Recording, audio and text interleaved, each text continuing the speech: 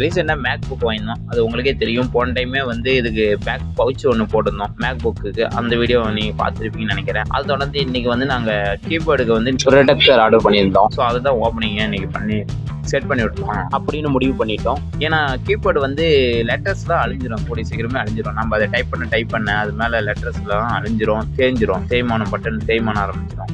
So இது போட்டுக்கிட்டோம்னா கொஞ்சம் வந்து லாங் டைம் வரும். ஏன்னா இதுக்கு மேலே அதே லெட்டர்ஸை கொடுத்து கீபோர்டு மாதிரியே ஒன்று கொடுத்துருப்போம். அதை போட்டு நம்ம வச்சுக்கிட்டோம்னா மேலே இதை டைப் பண்ணும்போது அதுக்கு ஒன்றும் அடிப்படாமல் இருக்கும். ஸோ அதனால தான் இதை வாங்கியிருக்கோம். உங்களுக்கும் இது யூஸ்ஃபுல்லாக இருக்கும். ஏன்னா நீங்களும் லெட்டர்ஸ்லாம் அழிஞ்சிருக்கோம் உங்கள் லேப்டாப்பில், அந்த மாதிரி அழிஞ்சிருக்கும். ஸோ உங்களுக்கு யூஸ்ஃபுல்லாக இருந்துச்சுன்னா இதை நான் வியூ ப்ராடக்ட்டில் கொடுக்குறேன். நீங்களும் இது கிளிக் பண்ணி வாங்கிக்கோங்க. உங்களுக்கும் கொஞ்சம் சேஃப்டியாக இருக்கும். ஏன்னா லெட்டர்ஸ் தெரியாமல் அடிக்கிறது ரொம்ப கஷ்டம். டைப்பிங் தெரிஞ்சிருந்தா ஓகே, பார்க்காம கூட அடிச்சுக்கலாங்களாம். ஏன்னா பெரியவங்க இவங்களாம் யூஸ் பண்ணும்போது லெட்டர் இருந்தால் அடிக்க முடியும். ஸோ இதை வாங்கி வச்சுக்கிட்டிங்கன்னா இதில் லெட்டர் கொடுத்துருப்பாங்க. அதை நீங்கள் மேலே இது கீபோர்டு மேலே வச்சுட்டிங்கன்னா ஓகே, அது செட் ஆகிக்கும். ஸோ யூஸ்ஃபுல்லாக இருக்குதுன்னு நினைக்கிறேன் உங்களுக்கு.